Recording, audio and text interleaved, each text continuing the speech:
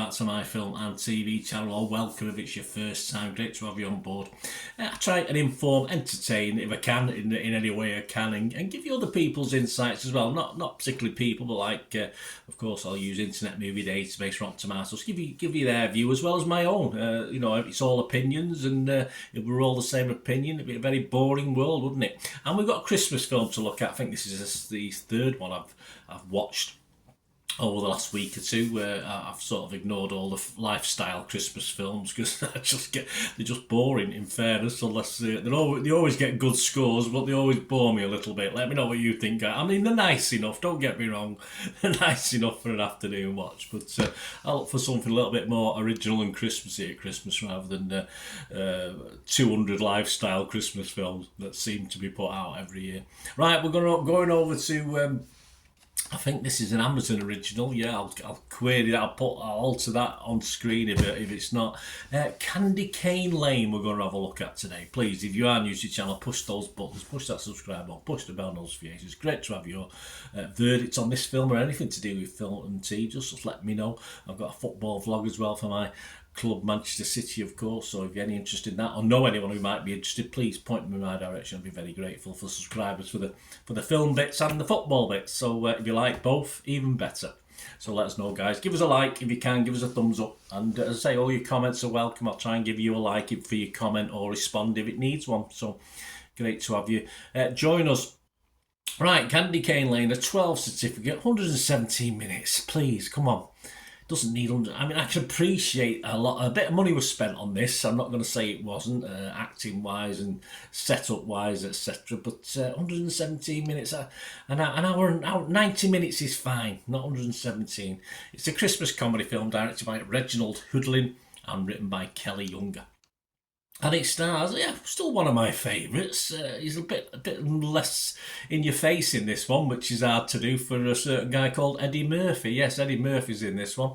Tracy Ellis Ross, Gillian Bell, Thaddeus J. Mixon, Ken Marino, Travanti Rhodes, David Alan Greer, and Nick Offerman. And it was released, yes, on Amazon Prime. I was correct. My memory's not gone just yet. I'm trying.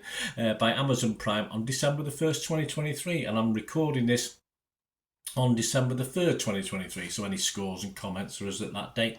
And it's about a local neighbourhood that hosts an annual contest over who has the best decorated home for Christmas. Desperate to win, Chris Carver makes a deal with a charismatic stranger, Pepper, for the use of magic. Yeah, so there's a little bit of fantasy element to this as well, so it's not all about two idiots trying to outdo each other as far as decorations are concerned. We've seen that before. The use of magic to make his home and the most festive. He soon learns that Pepper is an evil elf, of course she is, who has made similar deals in the past, with the victims being transformed into glass Christmas figurines. Wonderful Christmas figurines. Chris must rally his family to stop Pepper from unleashing misery upon his friends and neighbours and breaking the deal before he loses everything. So I think that's a typical plot for a pretty good Christmas film, don't you? These are the scores. Rotten Tomatoes, 46%, not great.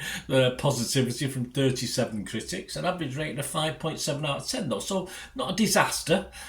Close, so that's 17 fresh and 20 rotten, so just in the minority, just in the negative there. Metacritic, the other site we'll look at, almost the same actually, 47%, 47 out of 100.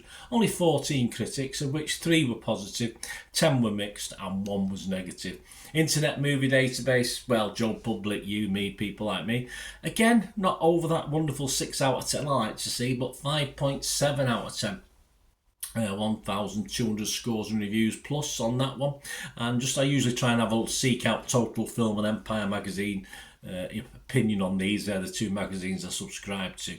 A madcap medley of deranged ideas, says James Dyer from Empire, that somehow managed to coalesce into a messy but half-decent crimbo comedy. Just spare a thought for the far but more interesting horror film straining to break through. Yeah, I would agree with that. This is, as I said, the plot is fine.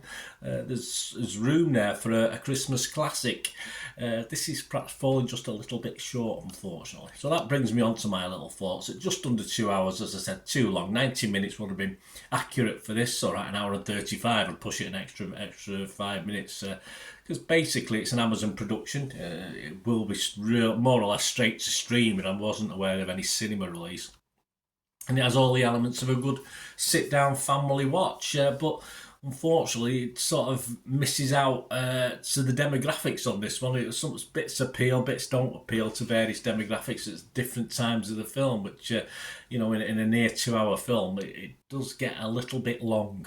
We've got a villain, for me, the elf, that is pretty poorly played. I didn't like the villain.